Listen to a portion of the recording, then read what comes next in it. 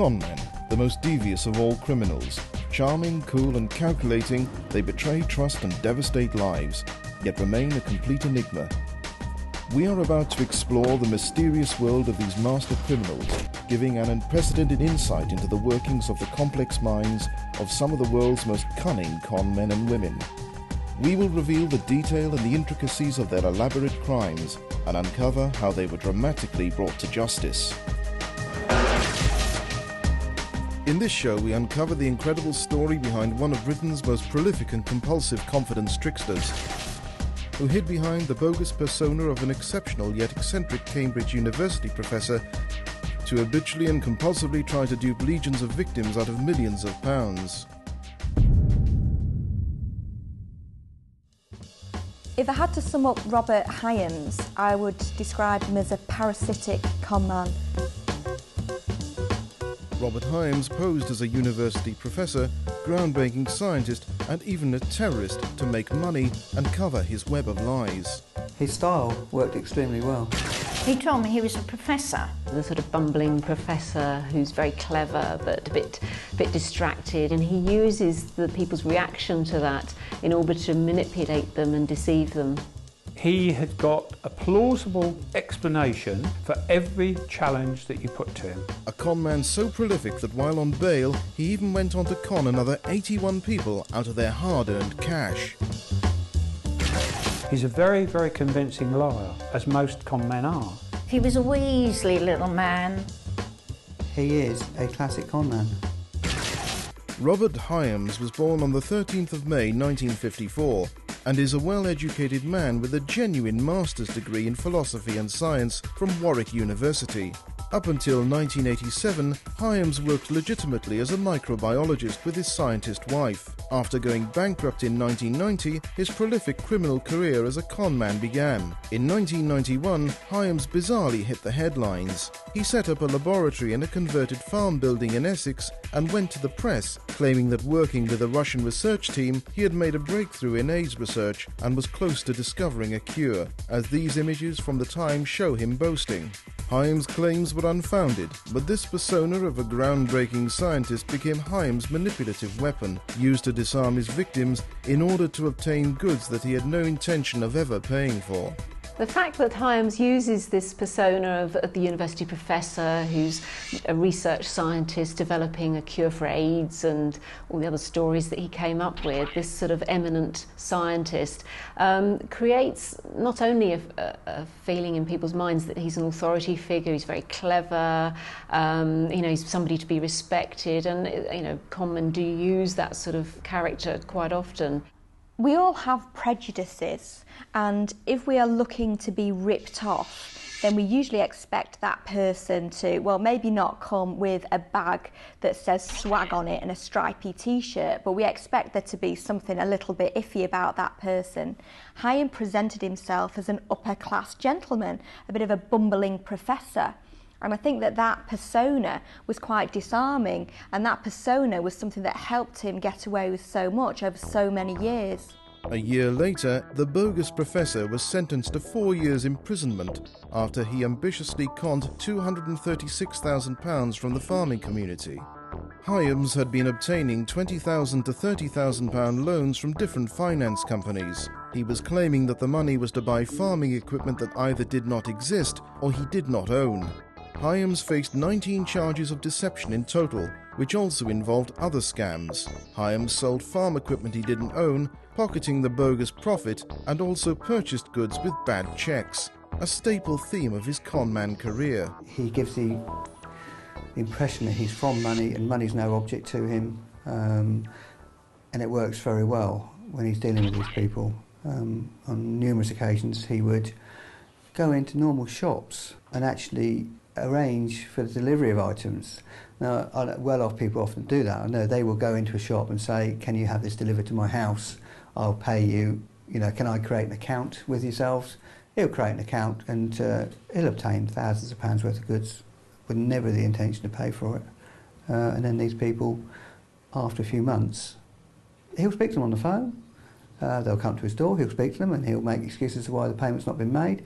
He'll write them cheques, which subsequently bounce, or he'll tell them the money transfer has just been made from his bank account to theirs, and he can string them on for months, till eventually they realise that he's conned them. I think that the kind of lifestyle that he was maintaining would have been enough to give most people a nervous breakdown, and yet this was just the norm to him. So that suggests to me that maybe even there was something in his biochemistry that actually he couldn't get the same level of anxiety, he couldn't have that same level of arousal that the rest of us would get. Bogus scientist Robert Hyams appealed against his conviction for his £236,000 con and had his sentence reduced to just a year. Unlike most con artists who live a solitary life, Hyams had a partner and 4 children. Despite his custodial sentence, Hyams' family stood by him during his prison term, and the police believe his partner and 4 children had very little or no knowledge of his consistent conning. But Hyams' conning was the key to providing for his family, conning small, in some cases seemingly insignificant amounts of money in order to give his family the best things in life. He leased houses and never paid the rent, hired top-of-the-range cars, racking up bills of £8,000 he had no intention of paying, and duped private schools into educating his children without paying the £5,000 tuition fees. And his family, it seems, were none the wiser.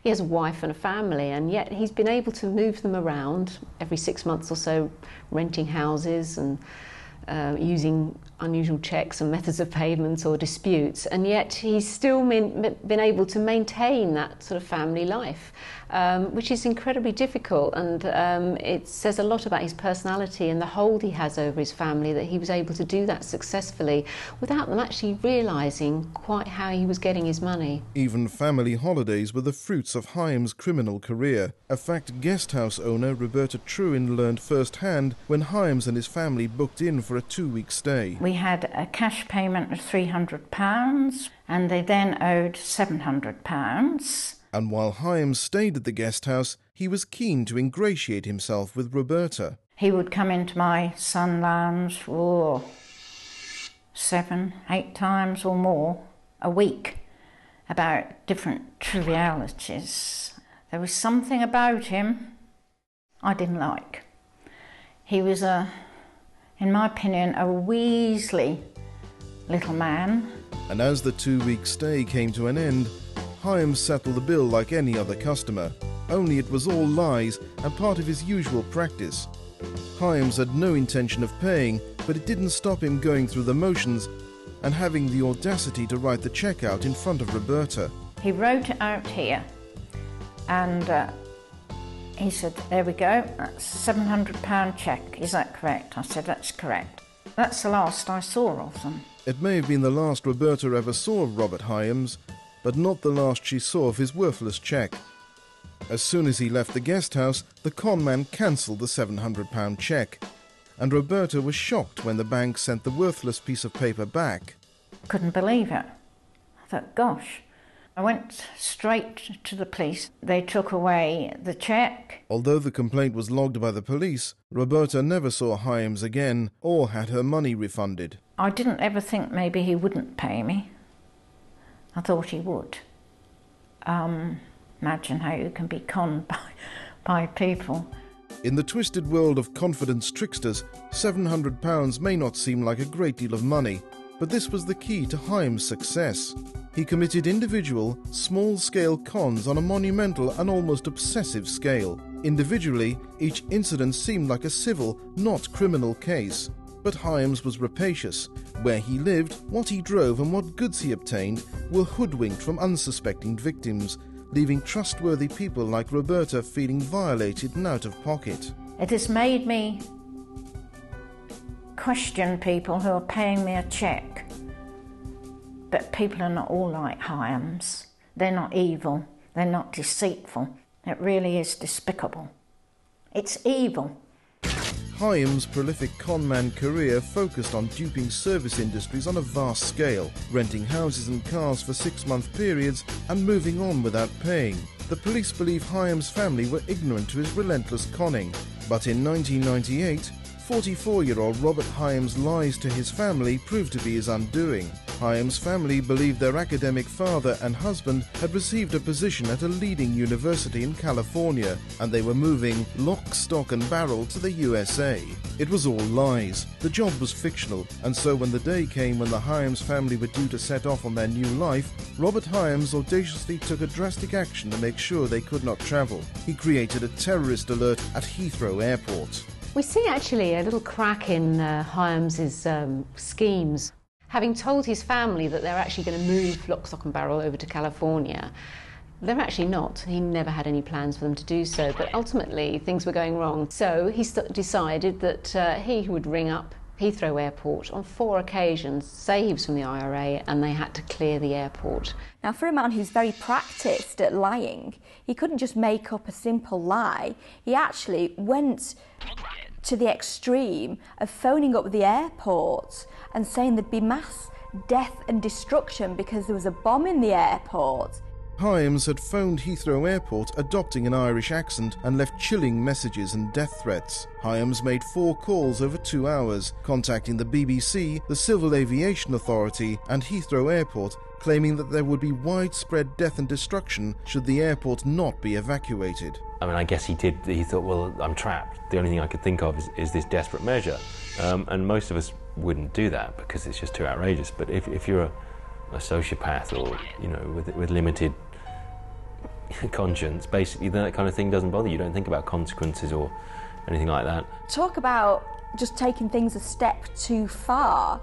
This is a man who routinely lied, and you have to wonder what went wrong on this particular occasion. I think that he must have had a lapse in imagination, that he couldn't think of anything convincing to say to his wife, but what lengths to go to.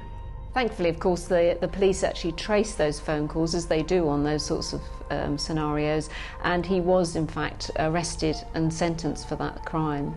During the trial, a voice expert concluded the twisted hoax calls were made by Hyams, and the telephone company traced the calls to Hyams' address. It also transpired that Hyams had tampered with his phone line during the week after his hoax calls to make it seem someone else had made the calls. Hyams pleaded not guilty, but on the 1st of July 1998, he was sentenced to 2 years in prison for the bogus calls.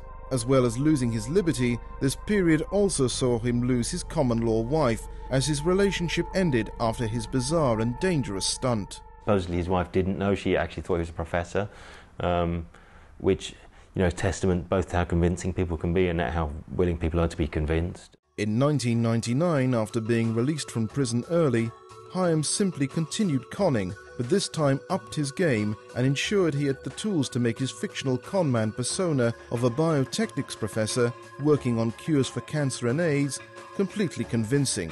He bought a fake certificate online. At some point, people are going to confront Hyam, aren't they? They're going to want some sort of proof of what he is.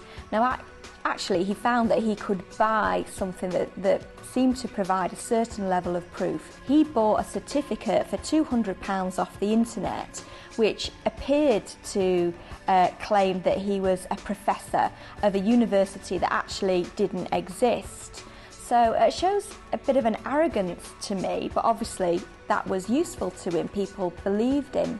Hyams started a new relationship. Once again, Hyams' new partner had no idea he was a compulsive conman. Robert Hyams' criminal career focused on conning relatively small amounts from copious victims that left his scams undetected by the police. Each individual and isolated case appeared to be a civil, not criminal matter. But Hyams was prolifically conning a whole host of businesses simultaneously, including car rental companies and property letting agents out of thousands of pounds. He would drive about in brand new Mercedes 4x4s. He would actually not pay for anything. I've never known him actually pay for anything. He wouldn't pay his council tax, he wouldn't pay his BT bills, he wouldn't pay his electricity or gas. Because he was only at these locations 6 months at a time, he would then move on and never pay any of the utility bills. But he would still he would still use his same name. So often he would then use his wife perhaps to create new accounts with BT without her knowledge, to be fair to her. She wasn't aware any of this was going on. But in February 2002, 4 years after his Heathrow bomb hoax, Hyams set about executing a multi-million-pound con targeting the art world. Hyams sort of changes tack slightly, and he decides that he's going to defraud Christie's, the auction house. And he does that by getting a forged document from the Bank of California which purports to say that he is able to spend up to £5 million. I mean, a huge amount of money, which most people think nobody would have the audacity to go in with and say and forge a £5 million credit note. But basically that's what he did.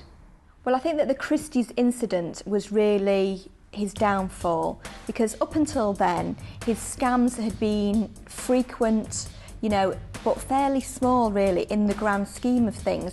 The Christie's scam was not dissimilar to Robert Hyams' traditional cons. Hyams adopted his usual persona of the well-to-do, bumbling professor who was also a wealthy art collector. But this con, rather than scamming 6 months free rent, was ambitiously attempting to con Christie's out of 6 paintings worth over £1 million. The first phase of the con was to use the fake professorship and the forged American bank reference to convince Christie's he was legitimate. It looked like the bogus scientist was in reach of conning the world's most respected and auspicious auction house. But rather than attending the auctions himself, Hyams bizarrely sent his eldest daughter Catherine into Christie's to bid on his behalf. Believing her father to be a successful, renowned and wealthy scientist, she happily sat in the auction room on the phone to Hyams and enjoyed the thrill and excitement of the bidding fray. He nearly pulled off what would have been actually a massive heist.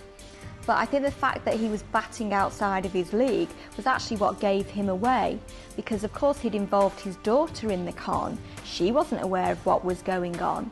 What he did was to get his daughter, Catherine, to unwittingly go to Christie's on his behalf and, using a telephone bid system, make bids for 6 paintings, which added up to a huge amount of money. Catherine, blissfully ignorant of the criminal plot she was unwittingly embroiled in, sat and bid on the paintings. On the phone to her father, who was instructing her, she first secured a painting worth over £500,000. And further victories were to follow. Catherine subsequently won 5 more masterpieces for her art-loving father. As far as she was concerned, Catherine had successfully secured the 6 paintings her eccentric academic father desired, even if it had cost him £1,188,000 of his fortune. Catherine had no idea his fortune was fictional, and this was just the second phase of his master plan. The final stage was simply to get Christie's to ship the paintings before he transferred the funds. A trick Hyams was a master at, but his innocent daughter was not. Catherine turned out to be Hyams' Achilles' heel, and his manipulation of her was a huge mistake. And when she started to mention to Christie's that she was going to put one of these incredibly expensive pieces of work in a frame from a high street shop, that was obviously a bit of a clue that they didn't have the means they professed to have. Now, clearly that would raise enormous loud bells in the staff of Christie's mind, and they realised what was going on. And as a result of that, the scam just didn't work. She had broken a cardinal rule of scamming, because of course she wasn't a con artist, which is that she'd effectively broken character. She wasn't keeping up appearances. And I'm sure that he would have, if he'd been doing it himself, he would have known better, because the basic rule is you don't let your guard down like that. You do find, by and large, that career con men tend to be solitary. They're always described as loners, and that's because you need to cover all bases. If you've got people in your life, then they're people who could potentially give you away unless they are absolutely 100% on board with you. That was a mistake that Hyams made. His daughter didn't know what was going on, and therefore, of course, she couldn't be relied upon. Conning on such a large scale proved to be out of Hyams' league. Not only had Robert Hyams' daughter unwittingly exposed him as a fraud, but Christie's, unlike so many other businesses he had duped, were unprepared to hand over the goods without payment up front, no matter how much the bumbling professor insisted the paintings be shipped to him. With no payment from Hyams, Christie's were left out of pocket because the paintings eventually sold for £150,000 less than Hyams bogusly bid, and they needed to maintain their relationship with the vendor. Christie's called the police. Hyams' con had failed, And he knew it was only a matter of time until the police found him, because bizarrely when executing the Christie's con, as with all his other scams, Robert Hyams had used his real name. Certainly most con men will use different identities in order to carry out their frauds, and he doesn't. It's almost, say, an arrogance that he doesn't care almost that he's going to be found out. I think it is unusual for a con artist not to use an alias, because most of them are pretty fluid with their names, and I think that's very characteristic about the sort of state of their identity, if you like. They're cavalier with their identities, they're often cavalier with their names. To evade the police, the bogus professor fled the country. Hyams, with his family in tow, travelled over to the USA on the pretense that he had been employed to work on groundbreaking cancer research, leaving his innocent teenage daughter behind to face the music. Unlike the Heathrow scam in 1998, they actually went, and while in California, the family lived in luxury, initially renting a mansion worth £1.7 million. That Hyams had no intention of paying for. Not content with conning people left, right and centre in this country, of course Hyams, lock, stock and barrel, picked his whole family up and went to live in California, where he went about doing exactly the same things, buying stuff on the Never Never and putting out false cheques and false credit notes, and basically conning the Americans the way he'd conned us. The British police travelled to the USA in pursuit of Hyams for the failed Christie's con. The Metropolitan Police actually went out there and interviewed him in America for the offences, but obviously their jurisdiction there is non-existent. They have no powers of arrest. The offence for which they were investigating him wasn't sufficient enough to effect an extradition order, so they were forced to return to the UK and await for him to perhaps at some point return to the UK, where he would be arrested for the offences. So safe from British law, Hyams was sitting pretty in the Californian sunshine, conning an opulent lifestyle he had no intention of ever paying for. But this wasn't going unnoticed. He hadn't been arrested out there, but he was being investigated because he was doing the same thing. He was renting accommodations, really good quality accommodations, the sort you would see in California, and he never paid for anything. After living in the USA for over a year, Hyams' successful run of conning free accommodation and cars was coming to an end. The authorities were circling. He came back to the house and said, we're getting the next flight out. And they did, and they left all their possessions behind. And he told her that he would have someone arrange to have the possessions sent on. That was about the same time that I understand that a decision had been made that he was going to be arrested for offences over there. He subsequently came back to England, so he was never actually dealt with for offences in America. After going on the run to the USA for his failed 2002 Christie's con, Robert Hyams continued conning on the other side of the Atlantic. Hyams left the USA in 2003 to avoid arrest, but it was a case of jumping from the frying pan into the fire. He returned to the UK in December and attempted to buy a £2 million house in the Cambridge area. Naturally, Hyams didn't have the money and the police became involved. They caught up with the con man, and Hyams was finally arrested in January 2004 and charged with the Christie's con. In most con man case files, bar the trial, this would be the end of the story, but released on bail in April 2004, his one-man conning mission became more rapacious than ever. And what shows the difficulty with investigating con men is that when Hyams was actually arrested, he went on, whilst he was on bail, to commit another 81 offences. And that shows you the difficulty that detectives have when they arrest someone for a complicated fraud. It takes a long time to investigate, to compile the evidence and to bring a case before the court.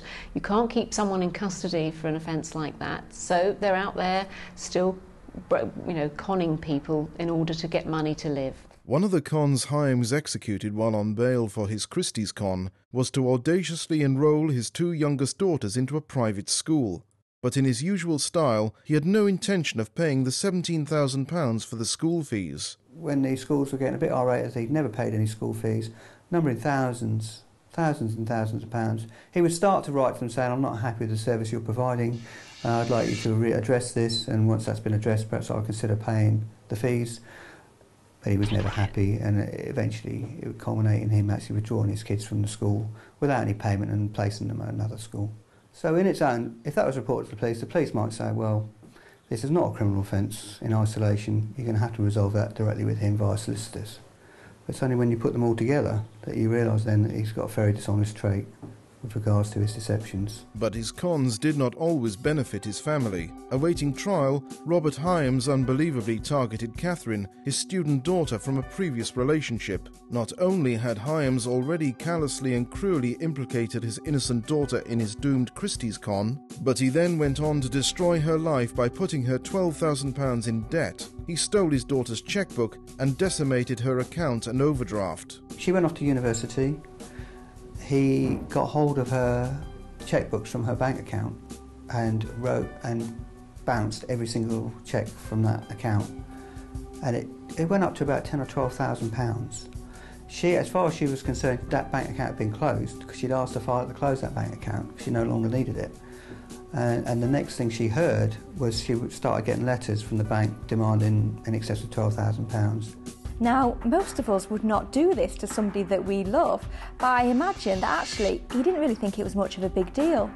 So what? He's been in debt his whole life. It obviously doesn't faze him, so maybe he just assumed that it wouldn't faze her either. She was very distressed about this. As you can imagine, being a student, not only was she distressed about it, but the banks didn't believe her that her father had stolen the money, and they were pressing her. And they started pushing her with warrants and demands and bailiffs. She was very distressed over that, and that went on for many, many months. She doesn't speak to her father anymore, as you can imagine. And Catherine was one in a long, long list of victims. Despite the fact Hyams was released on bail, waiting for a trial date, and almost certainly facing a custodial sentence, his crimes continued. Hyams' criminal activities funded and supported his and his family's lifestyle. And shops, car rental companies, letting agents, hotel and guest houses were all duped by Hyams in the Cambridge area. He was obtaining their services but not paying. And one of Hyams' victims contacted DC John Gibbons. I first came across Robert Hyams when I picked up a small inquiry in relation to a non-payment where he'd stayed he'd rented a small house for a couple of weeks. It was in our local area and he hadn't paid. He'd basically just left without paying. She reported it to the police. We investigated it and it really began to snowball from there, from a simple little job like that.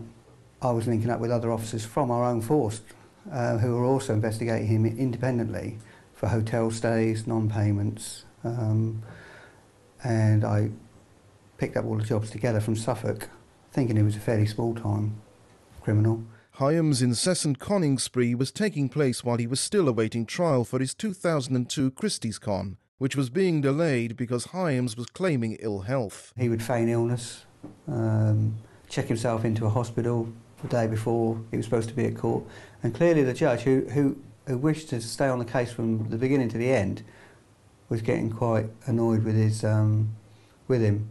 But ill or not, he continued to con, shockingly committing over 80 offences whilst on bail. This prolific spree included attempting to con a local shop out of £7,000 worth of goods, refusing to pay his £8,000 bill for a car rental, and duplicitously opening a bank account with false details, then spending the £12,500 overdraft. On the surface, duping relatively small amounts of money from small businesses and banks, Hyams was insatiable, and his cons sustained a comfortable lifestyle and the appearance of a successful and groundbreaking professor. He would open bank accounts using false references, using his own names, and he would obtain as many chequebooks as he could. Now, most people will have 1 or 2 chequebooks running at one time. He would say he'd lost his chequebook, so he would end up getting 5 or 6 chequebooks with 30 plus cheques in there. And then once he thought he'd got sufficient amount of cheques, he would then start bouncing those cheques. Because obviously he'd got sufficient cheques, the banks would, at some point, would realise that these accounts are thousands of pounds in deficit, and they would shut the accounts down. But at that point, he's got sufficient amount of cheques to continue with his deceptions. This is where the losers lose out, the actual victims, because they accept a cheque from him. If the bank account is closed, they have lost. There's no doubt about that. They've lost their money. Because of his persona again, the way his style, the way he behaves, they would take big cheques from him without cheque cards. So clearly they would lose. A simple way to con people, and it's a common way of conning people, and he would use that. His other way, which is quite common, but he did it very well, he would have half a dozen bank accounts running from all the major banks, and he would, it's called cross-firing. He would cross-fire cheques, large amount of cheques, for £500,000, £750,000. He would write a cheque from one account for £750,000 and deposit that into another account. That then shows up on his account that of £750,000. So on occasions, if he was struggling with conning people, he would go into somewhere and say, I've just printed this off. Here's my bank statement, it's got £750,000 in it. I'm not a problem, here's a cheque for £10,000. It's not a problem, you'll get your money. Soon after, obviously that £750,000 would go out as a deficit because the cheque would have bounced, because the cheque that the account he wrote it from obviously didn't have insufficient funds. He would contact the bank managers and keep that going for months and persuade them that there is large sums of money coming in from offshore accounts, but they would never arrive. Robert Hyams' appetite for living by fraudulent means was unquenchable. His litany of small-scale scams continued, leaving behind a long list of victims left out of pocket and feeling violated and foolish. And a number of people have said, I saw him pull up in his brand new 4x4 Mercedes. He appeared to have come from some money. His address was a good quality address. I maybe had some reservations about giving him whatever he was after, but he convinced me otherwise. You would hear this time after time. It's all in, it's in their statements, and it did make them feel very silly and embarrassed. And there are still some who never came forward. They didn't want the police or the press to know how badly they've been conned. One of the problems with con artists, and one of the reasons why it's profitable to practice it and why people do it, it's very hard to police, because often we're talking about relatively small sums. Often it's quite a sort of a grey area because they haven't actually broken in somewhere and robbed something. Obviously, in the real world, you are allowed to have things on credit, and there is a delay between when you get something when you pay for it. You can take a car back after a certain period of time and say, you're not happy with it, I'm not going to pay for it. And if they don't like it, they can take you to court, but it's not actually necessarily a crime in and of itself. And so in that sense, he's a good example of why con artists are often able to practice as long as they do, and get away with as much as they do, because it is actually very hard to police. He would approach vendors via the estate agents. He would provide false reference details, that he was a professor, that he was a professor at Cambridge University, and that he'd just come back from the United States. He would fabricate his salaries, saying that he was earning in excess of £100,000 a year, and he would, on these references, he would provide a false person who would provide these references on the anticipation they would phone this person up to confirm the references. So consequently, these people phoning up Robert himself, where he would provide his own reference.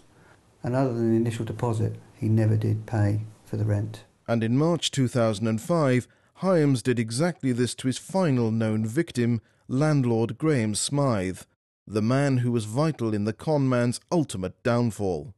A new tenant was found by the agent, who then rang me to tell me that they had found a new tenant and they had managed to get more money for the rental than, in fact, they had done before. And Hyams' carefree attitude to money was cleverly underpinned by his appearance of wealth and the impressive trappings associated with affluence, even though he had acquired them fraudulently. When I met Mr. Hyams, he seemed a genuine enough person. He would want to call you by a Christian name, want you to call him by his Christian name, to build up this rapport. He explained that he was a professor in biochemistry, and he was smart, is smart, presents a very good appearance, and if he can have a top-of-the-range car, etc., people look at others and appear to judge them by what they've got round them. And it succeeded where the agents were concerned, because when questioned, the agent said he was perfectly good because he was driving a Mercedes. He had all the appearances of wealth, but nothing. Robert Hyams cut an affable, friendly figure, but his professor persona was not enough to entirely convince Graham Smythe. Robert Hyams and his family appeared to only have 3 or 4 lounging chairs which you could purchase from a garden centre. And when I went to the house and saw this amount of furniture, I said, well, what's happened to your furniture? Oh, well, we have just come in from America, and you know, the furniture takes a long time to arrive. So he's been here 6 weeks, 8 weeks, and there's no furniture? What is going on? With niggling doubts, Graham Smythe turned detective and spoke to the letting agents. So I tackle the agents and say, has the rent been paid? Oh, well, yes, the deposit's been paid. The deposit was paid in cash, which immediately starts to ring bells because you think, who's running around with loads of cash? Have you had any further payments? No, but we're expecting one. Have you chased up the references? Oh, yes, we chased the references. Good references from a bank in America, etc., etc. However, it soon turned out that Mr. Hyams had not paid his rent, had no intention of paying his rent, and although going round there and repeatedly asking him for the money, he would turn round and say, there must be a lack of communication. I cannot understand. I'm waiting for the money to come from my offshore account. He had got a plausible explanation, if he wanted to accept it, for every challenge that you put to him. But when you pressed him, how did he earn his money? Where did his income come from? He then started to backtrack and pull the, oh, I'm very ill, I don't want to go into this because of my heart problems, etc., etc. But Hyams' numerous excuses and attempts to sidestep Graham Smythe did not work. Graham started small claims court proceedings and went to the police, giving them the lead they needed. I decided that he was not going to get away with it. Hyams had been prolifically conning service industries, including estate agents, shops and car rental businesses. Hyams was residing at a property where, in his usual style, he wasn't paying the rent. His landlord had called the police, and DC John Gibbons went and arrested the conman. And while searching the house, the shocking extent of Hyams' crimes became clear. It was obvious that they were in transit because one of the bedrooms was full of boxes. You would say that they were never intended to stay there for any great length of time because clearly they hadn't unpacked. And there was stacks and stacks of mail, and it was all red letter mail, all demands from solicitors, companies. There was a dozen to 20 letters arriving as we were there, all demands. We took all the paper from his house and we began to research everything that we'd got from there. And then I realised at that point that this was a fairly major criminal in relation to financial misconducts. Awaiting trial and on bail for his failed 2002 Christie's Con, Robert Hyams audaciously committed a further known 81 offences in the UK during 2004 and 2005, scamming an alleged total of £68,500 from his prey. But in spite of proof that Hyams was guilty, he was still not prepared to admit it when arrested on the 27th of May 2005 by DC John Gibbons. He was in complete denial. We interviewed him for a couple of hours about what we knew him about. He was in denial. He was saying that where he'd bounced checks it was accidental. He wouldn't accept any of the allegations put to him at that stage. And despite the overwhelming evidence, even when facing police questioning, Robert Hyams was still a master manipulator. Even the most seasoned police personnel found themselves in danger of becoming bewitched by his twisted web of lies. Each time I interviewed him, there was at some point where I was starting to wonder whether he was right and I was wrong. And at some point I had to shake my head and think, hang on a second, he has done this.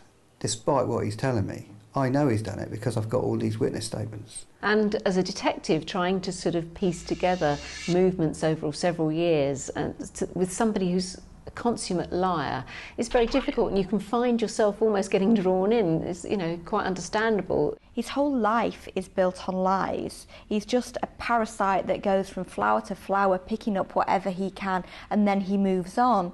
He probably himself doesn't really know what is reality and what isn't, so he's probably quite convinced himself of some of the lies that he told. In my experience, people will deny offences and continue to deny them until the evidence is so overwhelming. They will reach a point where they will say, OK, fair enough, hands up, I did do it. It took a long time before he actually conceded that he had committed offences. And then it was on the proviso, well, I must have done if you said I did. But that wasn't good enough for me. Eventually he did fully admit to all the offences. DC John Gibbons' hard work had paid off. He had Hyams in custody and ended his conning rampage. The 81 offences John Gibbons painstakingly investigated were added to the Christie's case Hyams was still yet to stand trial for, and in December 2005, Hyams finally faced his many charges at Southwark Crown Court. He accepted and asked for virtually all those offences to be taken into consideration, and which included his daughter, offences against his daughter, and he was convicted accordingly. The judge accepted the charges, and he received a lengthy custodial sentence. Hyams pleaded guilty to 10 charges and asked for a further 77 offences to be taken into consideration.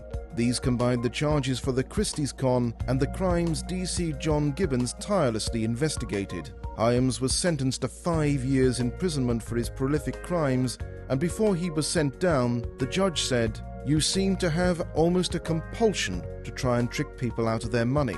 He also made note that Hyams' aim wasn't purely financial. It's interesting, the judge's comments at the end of Hyams' trial, because he did say he felt that Hyams was getting not only financial benefit from these crimes, but also he got quite a kick out of it, and that's not unusual from Conmen. Power and authority and being able to manipulate people is something that obviously gives them a great thrill.